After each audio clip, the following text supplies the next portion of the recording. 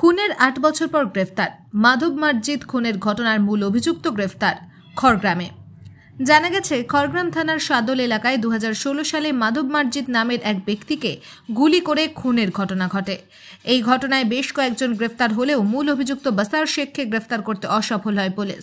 বাসার শেখের বিরুদ্ধে 10টি ওয়ারেন্ট বের হয় এবং গতকাল রাত্রে খড়গ্রাম থানার পুলিশ বাসার শেখকে খড়গ্রাম থানার রুহি গ্রাম থেকে গ্রেফতার করে এবং ধৃতের বিরুদ্ধে 302-34 আইপিএস অ্যাক্ট সহ 10টির বেশি মামলা দায়ের করে কান্দি মহকুমা আদালতে পেশ করা হয় ধৃত বাসার শেখকে।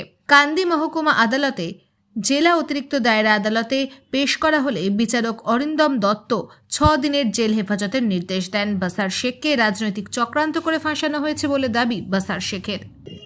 রাজনীতি চক্রের উপর রাজনীতি থেকে আমাদেরকে জড়াইছে, আমরা সব নির্দোষী, আমরা কোনো রকমের কোনো যুক্তর সাথে যুক্ত নেই, বাইরে থাকতাম দেশে। কান্দি থেকে পরিত্যাক্ত ঘোষের রিপোর্ট, বাংলা টুডে নাও।